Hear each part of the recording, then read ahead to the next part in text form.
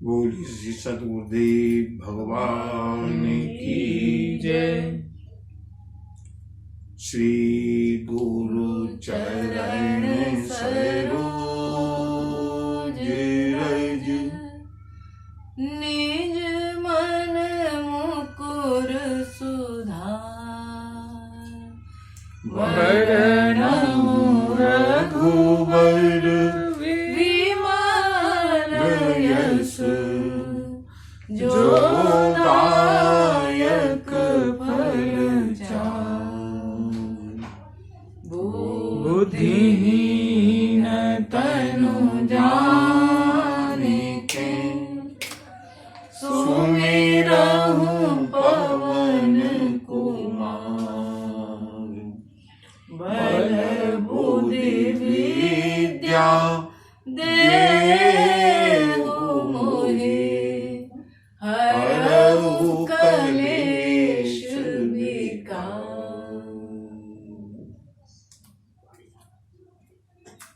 प्रेम के साथ भगवान नाम संकीर्तन करते हुए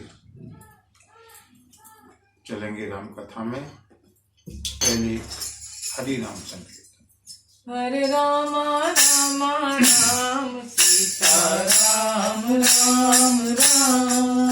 हरे राम राम राम सीता राम राम राम।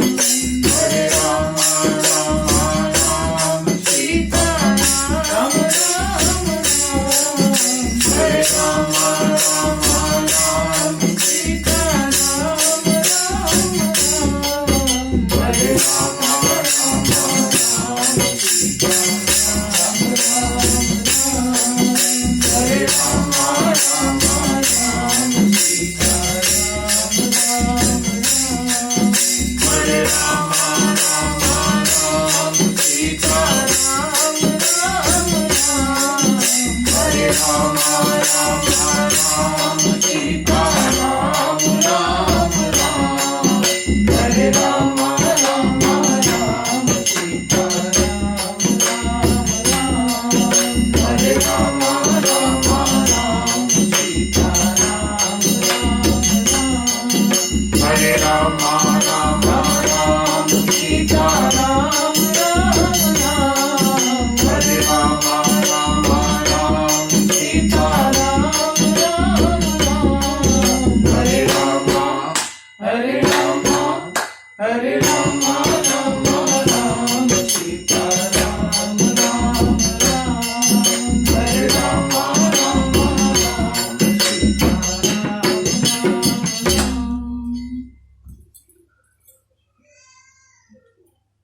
बोली भक्तवत्सल भगवान भगवान की जय। सियावर रामचंद्र की जय। बजरंग बली की जय। बाबा विश्वनाथ विश्वनाथ की जय। मंगल भवन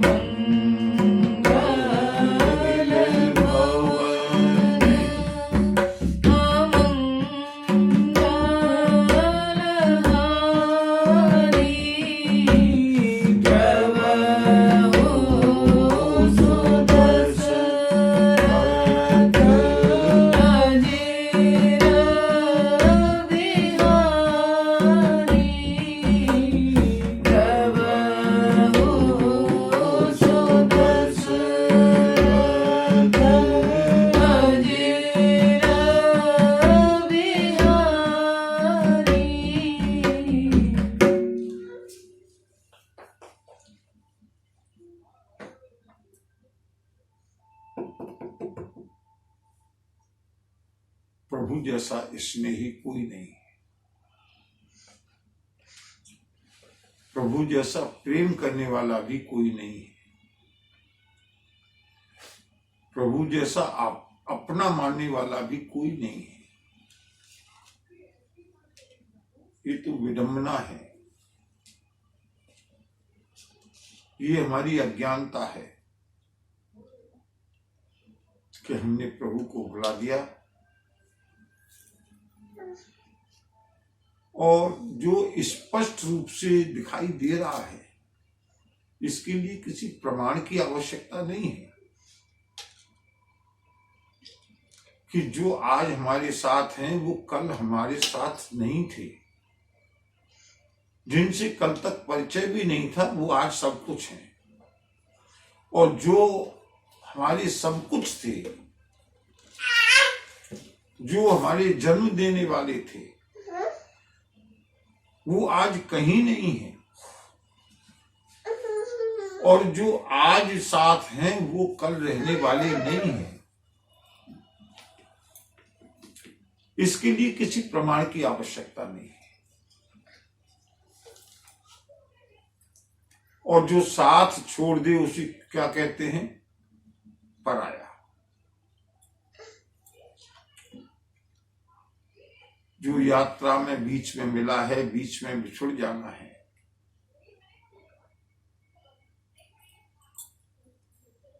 वो अपना कैसे हो सकता है? ठीक है, यात्रा लंबी है, यात्रा एकांत में नहीं हो सकती, बीच में मुसाफिर भी चाहिए। बंधु, अगर हम अपने जीवन की यात्रा को इसी दृष्टिकोण से देखकर चले तो जीवन में वास्तव में यात्रा का आनंद आता है। कभी कुछ लोग कितने निकटतम हो जाते हैं, कभी वो बहुत दूर चले जाते हैं, कभी फिर निकट आ जाते हैं, कभी कोई मित्र है, कभी वही मित्र अत्यंत शत्रु है, कभी जानी दुश्मन रहा हुआ व्यक्ति हमारा निकटतम मित्र बन जाता है।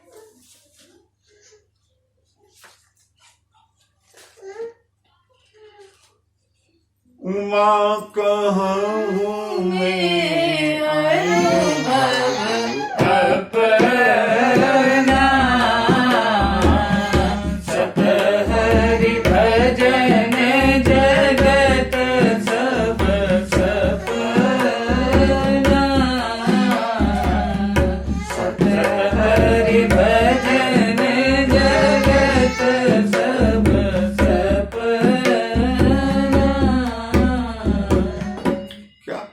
माया है। मनुष्य प्रत्येक चीज के लिए प्रमाण मांगता है, लेकिन इसके लिए प्रमाण की आवश्यकता नहीं है, फिर भी विश्वास नहीं होता, मानता नहीं है।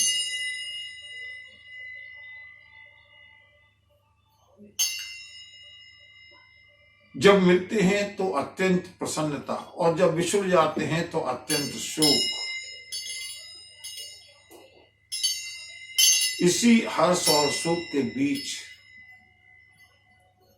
हिचकोले खाती हुई हमारी जिंदगी, हमारा जीवन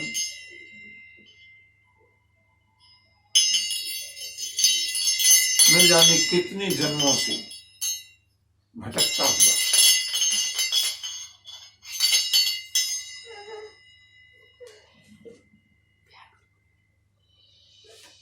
गड़बड़ी कहां हुई है? हमने अपने को पराया माना है और पराये को अपना मान लिया है। मैं ये नहीं कह रहा कि बच्चे पराये हैं, परिवार वाले पराये हैं, मैं तो ये कह रहा हूं कि ये शरीर पराया है।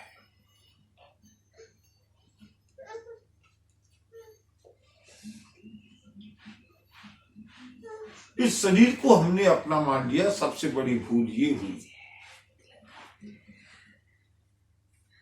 शरीर को अपना मान करके व्यवहार करना है, शरीर के संबंधियों के साथ भी व्यवहार करना है, लेकिन मन में कहीं ये विश्वास होना चाहिए, ये विवेक होना चाहिए कि ये शरीर मैं नहीं हूं, ये शरीर मेरा नहीं है। न मैं शरीर हूं, न मेरा शरीर है। जब मैं शरीर नहीं हूं, शरीर मेरा नहीं है, तो शरीर के संबंध भी मेरे नहीं है, और जो मेरे नहीं है वो सब पराये हैं। हमने परायों को अपना मान लिया, शरीर को अपना मान लिया। शरीर से मोह और आसक्ति इतनी अधिक हुई कि हम उसी में अपना पूरा जीवन व्यतीत करते रहे, उसी की देखभाल में। कहीं ये शरीर हमारा चला न जाए, जो कि निश्चित रूप से जाने वाला है।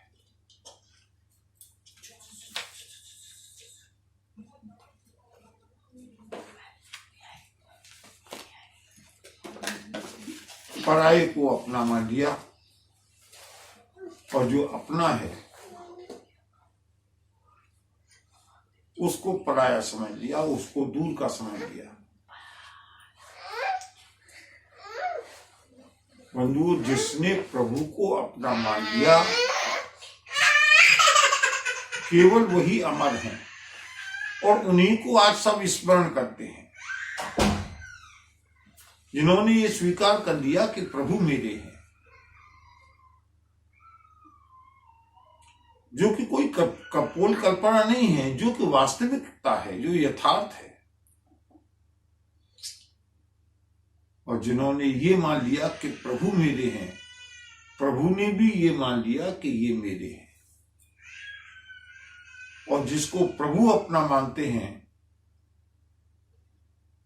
उनके लिए प्रभु ने कहा कि अनुज राज संपत्ति भय देहि, देह गेह परिवार स्नेही। सब मिला करके भी सब मम प्रिय नहीं, तुम ही समाना। मैं सान कहूं मोर यह बाना।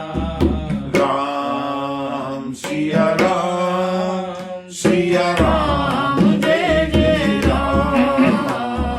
राम सिया राम जय जय राम। बंधु, प्रभु का भाषण जब ज्यादा निकट का होता है ना, ज्यादा मधुर होता है, इसका मतलब है प्रभु अब हमको संसार के कर्तव्य का ध्यान दिलाना चाहते हैं। सभी तरह से वानरों को अपनाया, 6 महीने तक रहे हैं, और बंधुओं अब आगे की कथा अत्यंत मार्मिक है।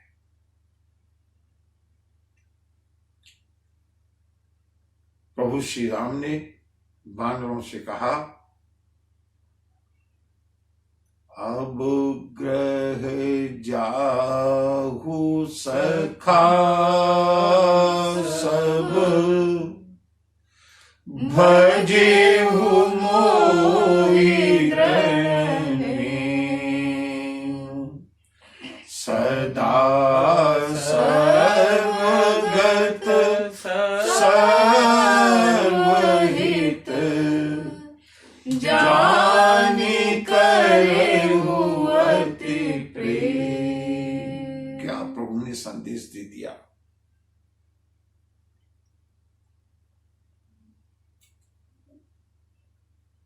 तुम सब मुझको अत्यंत प्रिय हो, तुम मुझको वैदेही से भी अधिक प्रिय हो, तुम मुझको भाइयों से भी अधिक प्रिय हो, तुम मुझको मेरे शरीर से भी अधिक प्रिय हो, तुम मुझको परिवार से भी, धन से, संपत्ति से, सबसे अधिक प्रिय हो। जब इतना अधिक अपनाया प्रभु ने, उसके बाद अगला संदेश प्रभु का, इतना सुनते सुनते सारे वानर समूह, सारे सेनापति मगन हो गए। जिनके लिए लोग साधना करते हैं कि प्रभु एक बार अपना कह दें, आज प्रभु ने हमको नितांत पूरी तरह से अपना लिया, आत्मसात कर लिया। सब के सब समाधिस्थ ब्रह्मानंद में डूबे हुए। और उसी समय प्रभु की गंभीर वाणी गूंजी कि अब ग्रह जाहु सखा सब। मेरे मित्रों, मेरे सखाओं, अब आप लोग अपने अपने घरों पर जाइएगा। भजहु मोहि दृढ़ नेम। हम कहते हैं कि हम घर छोड़ करके जंगल में जाकर के प्रभु को शायद मिल जाएं, और यहाँ स्थिति ये है कि प्रभु मिल गए हैं, प्रभु के साथ रह रहे हैं, और अब प्रभु कह रहे हैं कि अपने अपने घरों पर जाओ। जरा मुझे बताइएगा, घर प्रभु से मिलने में कहां बाधक है?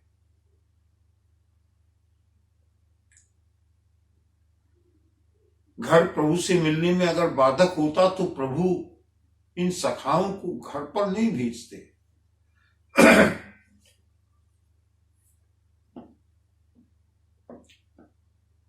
अब ग्रह जाहु सखा सब ये बंधु, मुझे तो राम कथा में पात्र एक बार के लिए डिसअपियर हो जाते हैं।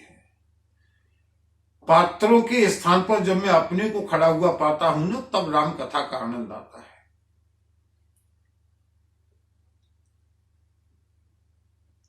और मेरा अनुरोध है कि कथा को इसी भाव से लें। प्रभु हमसे कह रहे हैं, चाहे हमारी वासनाओं के कारण, चाहे हमारे संस्कार के कारण, चाहे हमारे प्रारब्ध के कारण प्रभु को हमें भेजना पड़ा है इस संसार में, लेकिन प्रभु ने एक संदेश देकर के भेजा है कि अब ग्रह जाहु सखा सब। भजेहु मोहि दृढ़ नेम। मुझको दृढ़ नियम के साथ स्मरण करते रहना, मेरा भजन करते रहना। प्रभु आप कहां मिलेंगे? यही प्रश्न उद्धव जी ने श्रीमद् भागवत में भगवान द्वारिकाधीश से किया है। आपसे अलग हो जाएंगे, आप गोलोक धाम पधार जाएंगे, फिर आपको कहां ढूंढेंगे? उसका उत्तर यहां पर प्रभु देते हैं कि सदा सर्वगत। याद रखिए, मन में एक विश्वास रखिएगा कि सदा सर्वगत, सब में मैं हूं। जो चतुः श्लोकी भागवत है, जो श्रीमद् भगवद गीता कहती है, वासुदेवः सर्वमिति स महात्मा सुदुर्लभ। प्रभु सर्वत्र है। यहां प्रभु अपने श्रीमुख से कहते हैं, वानरों अपने अपने घरों पर जाओ, लेकिन कभी अपने को अलग मत समझना, अकेला मत समझना। मैं हमेशा तुम्हारे साथ हूं, मैं सर्वत्र हूं। जब भी हमारे ऊपर कोई आपत्ति आए ना,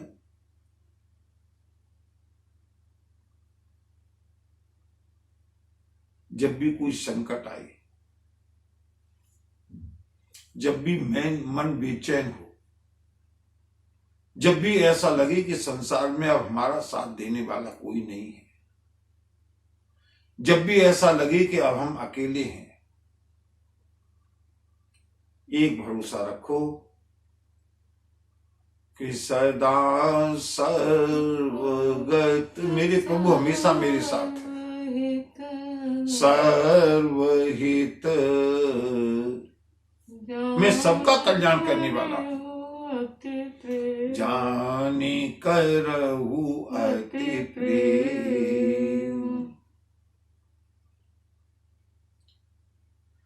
सुने प्रभु वचन मगन सब भये,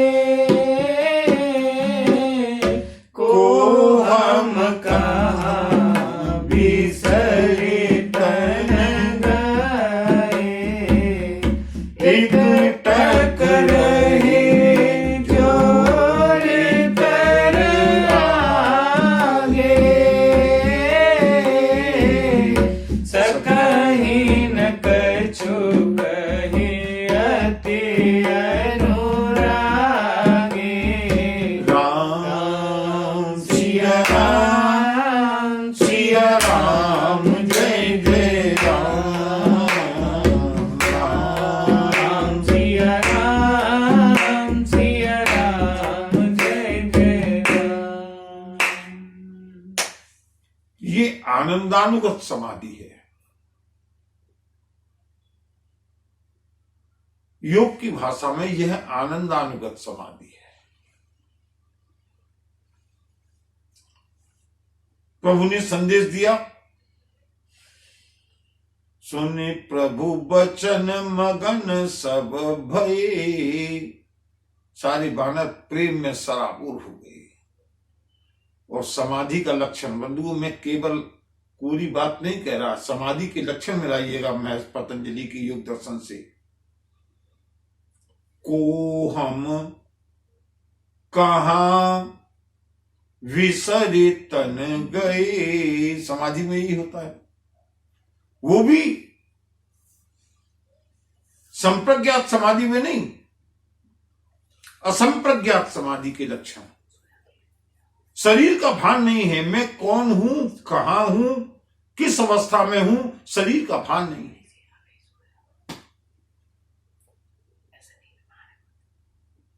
पलकों का गिरना बंद हो गया। एक टक रहे जोर कर आगे। प्रभु आपने ये क्या कर दिया। सारे के सारे वानर प्रभु को एक टक निहारते हुए, सकहीं न कछु कही अति अनुरागे। अत्यंत प्रेम के कारण मुंह से शब्द नहीं निकलते, प्रभु की आज्ञा भी टाली नहीं जा सकती। लेकिन ये क्या हो गया। 6 महीने से जिस प्रेम के सरोवर में स्नान कर रहे थे, जहां घर का ध्यान भी नहीं था, वहां प्रभु का आदेश हुआ अचानक कि अब ग्रह जाहु सखा। सब जनरल आदेश है, याद रखिएगा। प्रभु का आदेश सबके लिए है, समान रूप से है।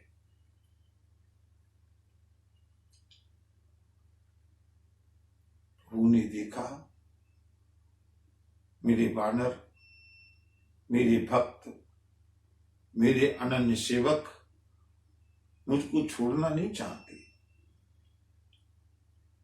परम प्रेम तीन कर प्रभु देखा, कहा विविध विधि ज्ञान विशेषा। प्रभु सन्मुख कछु कहन न पावहि। पुनि पुनि चरण सरोज निहारहि। राम सिया राम जय जय राम। राम सिया राम जय जय राम। प्रभु ने देखा, वानरों में प्रेम नहीं है। परम प्रेम, कैसे इनको अलग करें। अलग तो करना है। कहा विविधि विधि ज्ञान विशेषा। प्रभु ने उपदेश करना शुरू किया, ज्ञान का उपदेश किया। मोह के वशीभूत मत हो, जो मिला है उससे बिछुड़ना अवश्यंभावी है। आप लोगों ने जितनी सेवा की उसके लिए मैं आपका कृतज्ञ हूं। मैं हमेशा आपके साथ हूं। प्रभु सन्मुख कछु कहन न पारही। अब क्या कहें प्रभु के सम्मुख? प्रभु के सामने बानर न जाने का मन है, न रुकने की आग्रह कर सकते हैं। केवल एक काम कर सकते हैं, क्या कि पुनि पुनि चरण सरोज निहारहि। प्रभु आपके इन सी चरणों से अलग रह करके क्या जीवन कट पाएगा?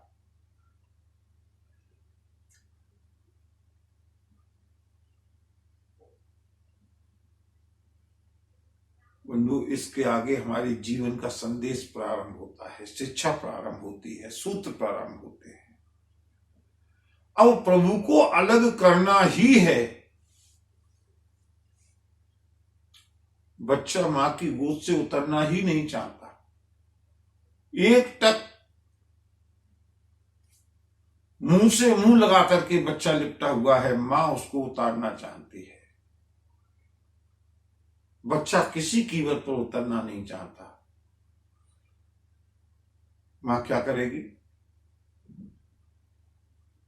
कुछ खिलौने इधर उधर से जुटाई, देखा मेरे बेटे को किस खिलौने में रुचि है।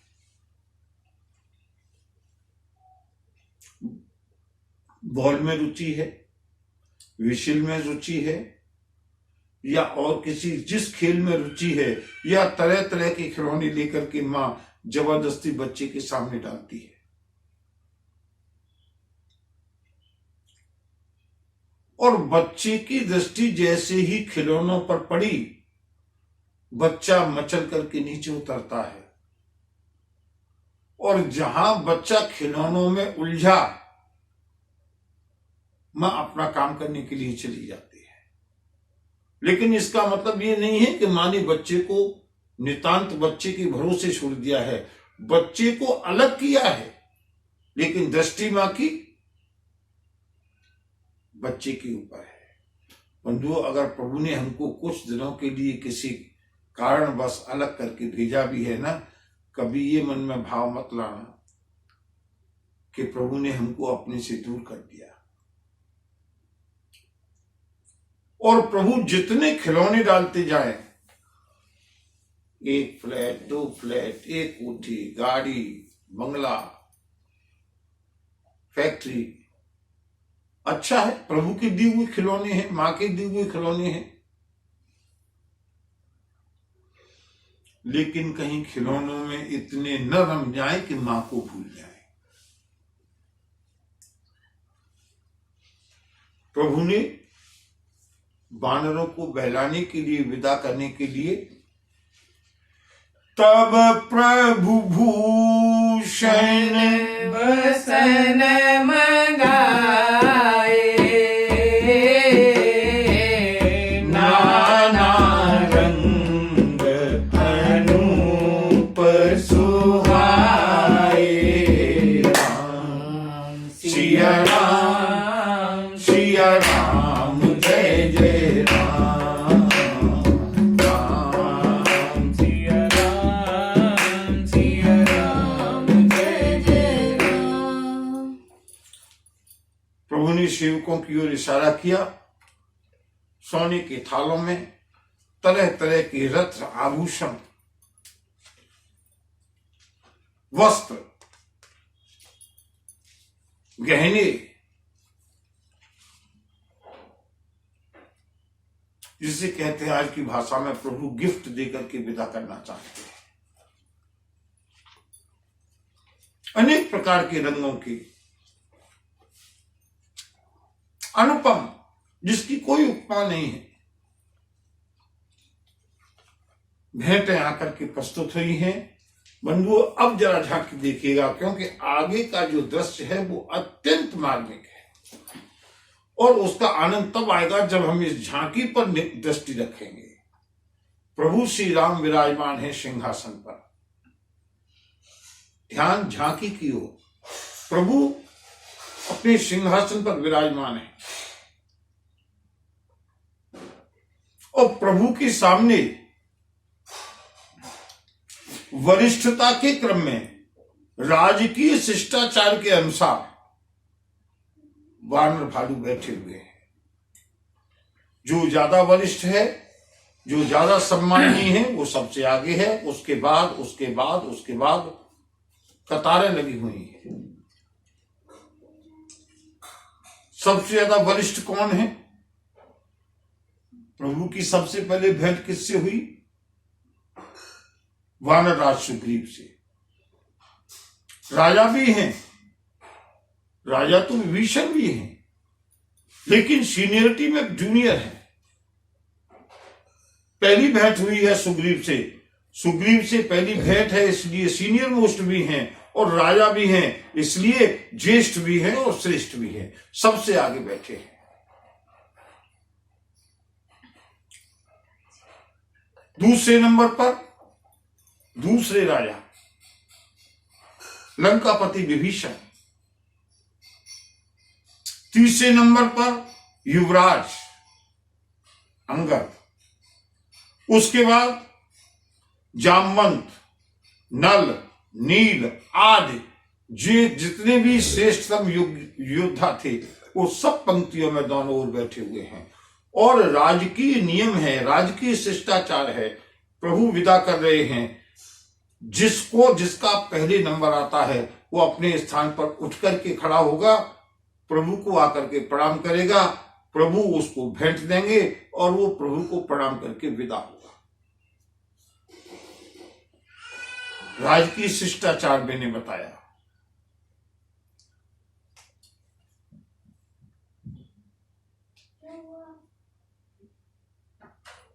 सबसे पहला नंबर आया है सुग्रीव ही प्रथम ही पहिराए, बसन भरत निज हाथ बनाए।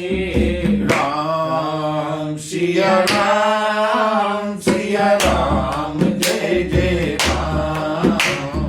राम सिया राम जय जय राम। सबसे पहले प्रभु ने कहा अब आप लोग घर पर जाइएगा, और जैसे ही भेंटें आई वानर भालू समझ गए अब हमारे जाने का नंबर आ ही गया। प्रभु ने इशारा किया, सुग्रीव की ओर देखा, सुग्रीव उठ करके खड़े हुए। सुग्रीव ही प्रथम ही पहिराई। बंधुओं, आज की कथा बहुत ध्यान से सुननी रहेगी। प्रभु ने कैसे जोड़े बनाए हैं विदा करने के लिए।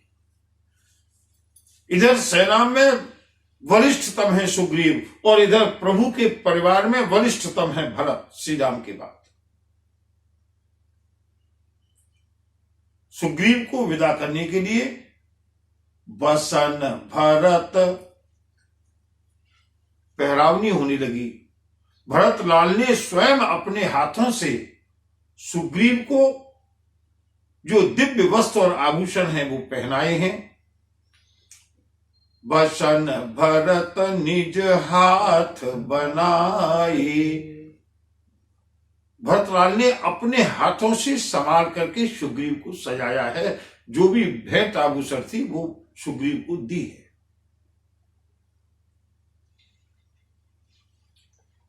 सुग्रीव ने देखा प्रभु की आज्ञा है, प्रभु की प्रेरणा है, प्रभु की इच्छा है। विदाई हो गई। सुग्रीव ने प्रभु को प्रणाम किया। सुग्रीव विदा हुए।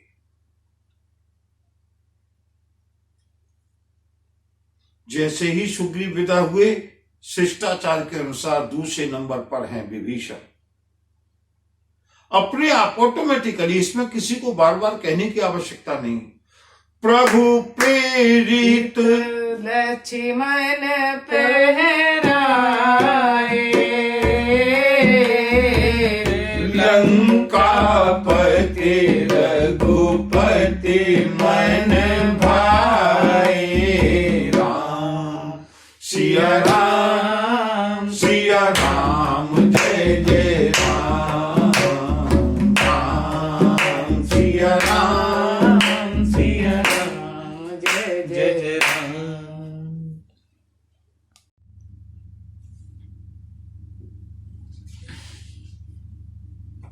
प्रभु प्रेरित लक्ष्मण पहिराई।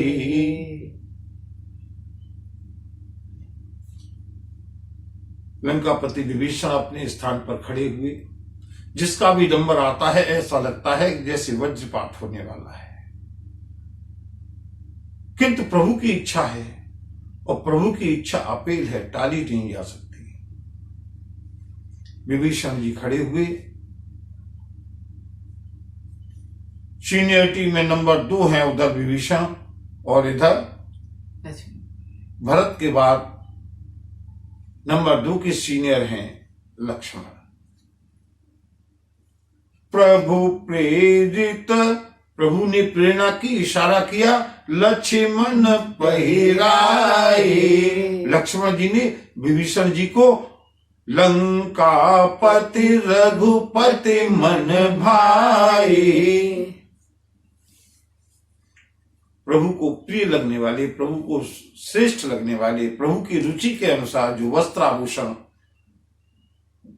विभीषण के योग्य है, लक्ष्मण जी ने विभीषण का सम्मान किया, विभीषण को भेंट दी, विभीषण का श्रृंगार किया। विभीषण ने प्रणाम किया, विभीषण विदा हुए। मैंने पहले बता दिया था ना, दोनों राजा गए। अब नंबर 30 सीनियरिटी पर कौन है? युवराज अंगद।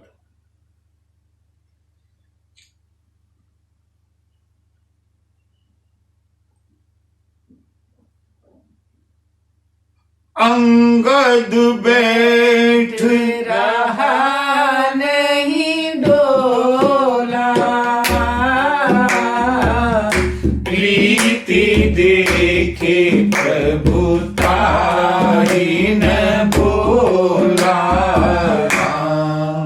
सिया राम जय जय राम, राम सिया राम जय जय राम।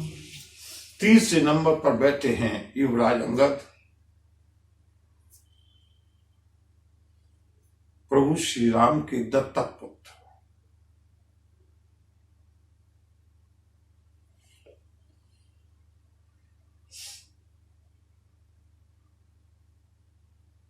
जैसे ही अंगद का नंबर आया,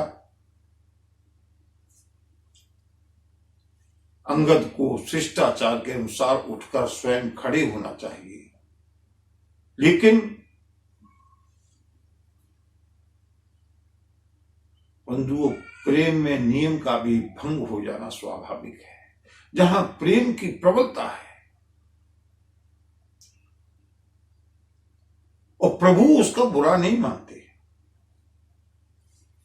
प्रबल प्रेम के पाले पड़ कर प्रभु को नियम बदलते देखा, प्रबल प्रेम के पाले पड़कर प्रभु को नियम बदलते देखा।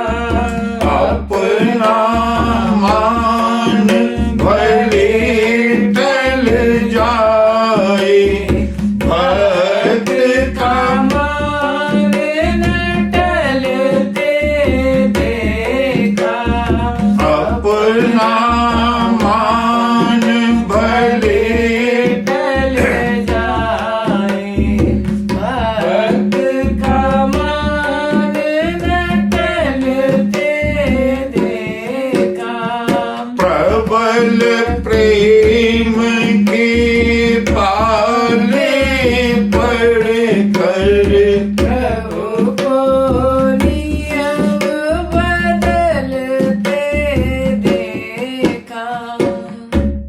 पूरी तरह से सन्नाटा है, अत्यंत अनुशासन का पालन होता हुआ, जिनके सामने काल भी अनुशासन की अवहेलना नहीं कर सकता, जो अखिल ब्रह्मांड नायक हैं, जिनके ये सब सेवक हैं, जिस अनुशासन का पालन सुग्रीव ने ईमानदारी से किया, जिस अनुशासन का पालन लंकापति विभीषण ने किया, बंधुओं, नियम ये कहता है कि उसी नियम का पालन युवराज अंगद को भी करना चाहिए। लेकिन नियम का पालन तो तब होता है जब अपनी बुद्धि काम करे, और जिसने अपनी बुद्धि को प्रभु को दे दिया उसके लिए कोई भी नियम लागू नहीं है। बोलिए भक्त वत्सल भगवान की जय। प्रभु को सीधा स्नान कराना है या उल्टा स्नान कराना है, प्रभु को भोग लगाना है, झूठा भोग लगाना है, झूठे बेरों का भोग लगाना है, ये कोई नियम है? ये कौन से शास्त्र में लिखा हुआ नियम है कि प्रभु को अपना झूठा भोग लगाए? लेकिन प्रभु ने झूठे बेरों का भोग लगाया। ये कौन से शास्त्र का नियम है कि छिलके प्रभु को खिलाए जाएं? लेकिन प्रभु ने छिलकों का भोग लगाया है। बंधुओं, इसका मतलब ये कदापि नहीं है, सावधान रहने की आवश्यकता है कि हम कुछ भी कर दें क्योंकि प्रभु को नहीं। ये उसी स्थिति में क्षम्य है, ये उसी स्थिति में स्वीकार्य है जब हमको अपना भान नहीं है। विदुरानी को अपनी देह का भान नहीं है, सबरी को अपनी देह का भान नहीं है। सारे नियम के निर्माता प्रभु हैं और प्रभु के निर्माता भक्त है। भक्त का प्रेम ही तो प्रभु को, उस ब्रह्म को ईश्वर रूप में, मानव रूप में लाता है।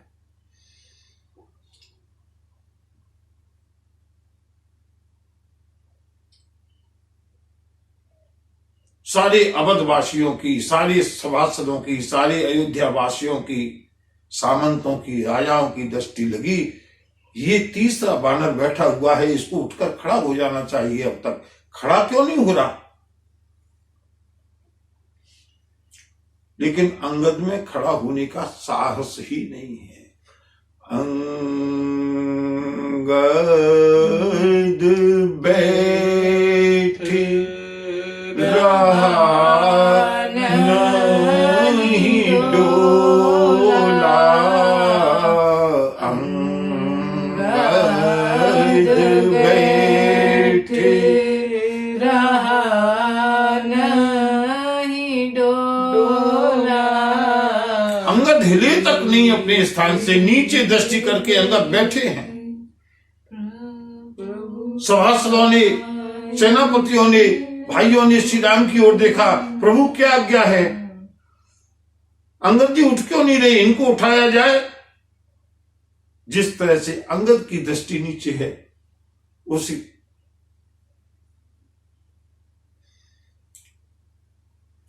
तरह से मेरे प्रभु की दृष्टि भी संकोच से नीचे कर गई।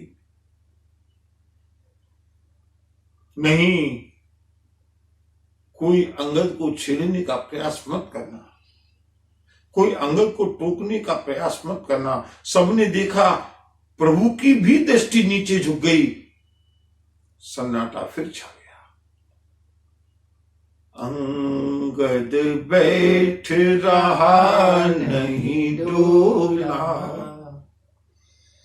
प्रीत देखे प्रभु ताहि न बोला। प्रभु नहीं बोले, शांत हो गए, गंभीर हो गए। और जैसे ही प्रभु गंभीर हुए, प्रभु ने दृष्टि उठाई और इस तरह की दृष्टि उठाई कि अंगद को छोड़ करके आगे जो बैठा है उसकी ओर प्रभु ने दृष्टिपात किया। और आगे कौन बैठे हैं? जामवंत। नंबर आ गया जामवंत जी का। प्रभु श्री राम ने जैसे जामवंत जी की ओर देखा, जामवंत उठ करके खड़े हुए, प्रभु के सिंहासन के पास आए हैं। प्रभु की प्रेरणा से उनका सम्मान किया गया। जामवंत भी विदा हुए। प्रभु ने पुनः दृष्टि उठाई, नीलादिशव, नील, नल, गयंद, केसरी, कितने वानर सेनापति हैं। प्रभु की दृष्टि उठती गई, एक एक करके सारे के सारे सेनापति प्रभु के पास आते हैं, प्रभु को प्रणाम करते हैं, प्रभु की भेंट स्वीकार करते हैं, चले जाते हैं।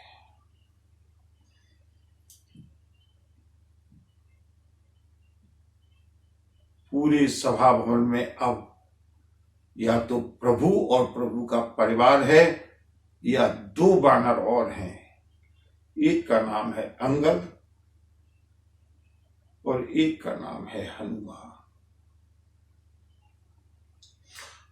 हनुमंत लाल का नंबर तो इसलिए नहीं आया कि हनुमान जी सामने बैठे ही नहीं हैं। हनुमान जी कहां बैठे हैं?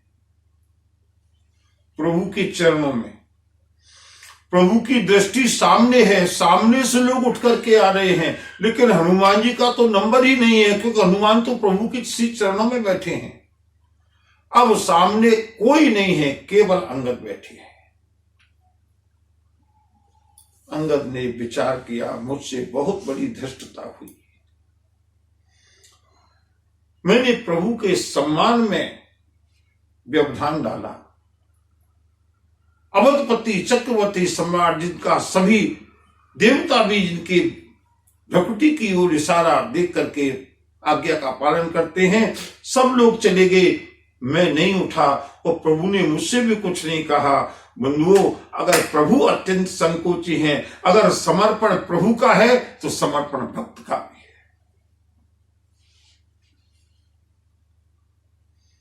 अंगद ने विचार किया, अपने प्रभु को संकोच में तो नहीं डालूंगा, लेकिन कम से कम अपने दिल की बात तो कह दूं। कहना भी होगा तो, कहना भी होगा तो तुम्ही से कहूंगा, जहाँ ले चलोगे वहीं मैं चलूंगा, जहाँ ले चलोगे वहीं मैं चलूंगा। जहाँ नाथ रख दोगे, जहाँ नाथ रख दोगे, जहाँ नाथ रख दोगे वहीं मैं रहूंगा, जहाँ ले चलोगे वहीं मैं चलूंगा, जहाँ ले चलोगे वहीं मैं चलूंगा। ये जीवन सब शांत है, अकेले अंगद रह गए। अंगद को लगा मुझसे बहुत बड़ी धृष्टता हुई, आग्रह नहीं करूंगा, दुराग्रह नहीं करूंगा, लेकिन कम से कम अपने मन की बात तो कहूं। तब अंगद उठना उठे, तब अंगद उठे। अंगद जी अपने स्थान से उठे, आकर के प्रभु के श्री चरणों में नाई सिर, सजल नयन कर जोर, अति विनीत बोले वचन, मनहु प्रेम रस बोल। सियावर रामचंद्र पद जय शरणम, शंकर हरिओम, जय जय सिया राम, जय जय हनुमान। बंधुओं, अंगद जी अपने स्थान से उठ करके खड़े हुए हैं, प्रभु के श्री चरणों में आकर के प्रणाम किया।